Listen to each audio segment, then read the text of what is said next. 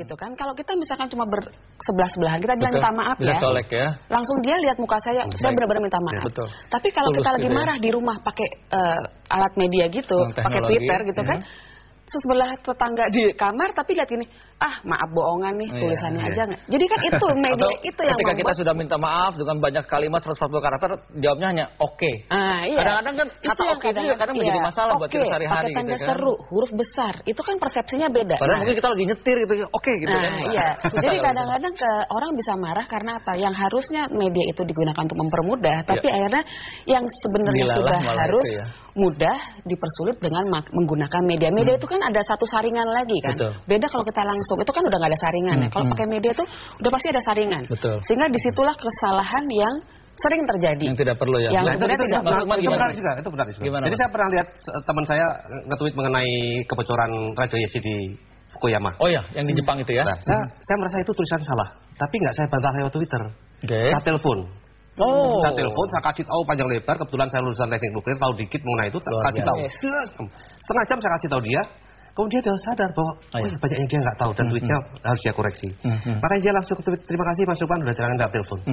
Jadi ada hal yang kita nggak perlu kita sampaikan di Twitter. Kalau bisa kita kontak langsung. Terutama yang sifatnya adalah ngasih tahu orang dia salah gitu kan.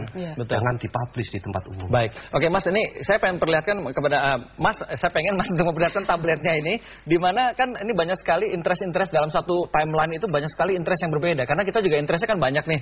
Ada mungkin Mas seneng misalnya apa olahraga ataupun juga marketing dan segala macam. Boleh diperlihatkan Mas, ini banyak sekali ragam yang Mas punya di timeline. Ini kebetulan followernya cukup banyak juga dari Mas Lukman. Ada apa aja Mas, boleh cerita nih Mas? Perlihatkan kepada kamera, silakan. Tahan dulu kamera. Nah, ini dia Mas, tahan dulu ya. Oke, baik. Ini saya kebetulan follow cukup banyak orang, ada 500 lebih. Mas mau follow orang? Iya, saya mau follow orang 500 lebih. Jadi tiap detik saya bisa ngelihat apa yang diomongin ke 500 lebih orang itu. Baik. Kayak gini, beragam macam-macam ininya dia. Ada yang suka musik, ada yang suka macam-macam gitu, macam-macam. Dan ketika mereka menyapa Mas atau dan mereka merasa tidak dibalas, sebetulnya banyak yang istilahnya yang ngambek lah gitu. Sebenarnya apa yang dilakukan Mas kalau kayak gitu? Ya, saya kalau di Twitter ya kita harus responsif, komunikatif. Berarti harus punya waktu untuk itu ya? Ada hal yang kita harus jawab personal, ada hal yang kita jawabnya barengan semuanya. Gitu.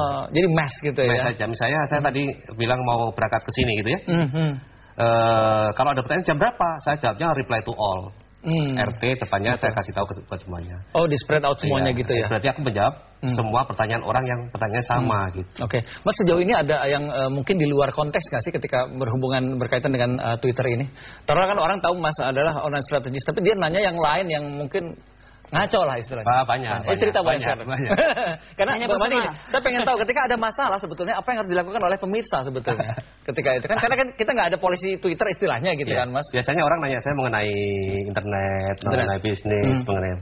Tapi ada yang mungkin di luar keetisan misalnya gitu. Biasanya apa yang dilakukan sebetulnya? Ada yang iseng, saya nggak tahu iseng apa enggak. Ketika saya diskusi sama orang, sehari saya diskusi sama orang dengan fokus yang jelas mengenai personal branding. Tiba-tiba orang itu supporternya lawan bicara saya. Oh, oke. Dia bilang bahwa wah, ternyata saya baru tahu Pak Numan ternyata bodoh ya.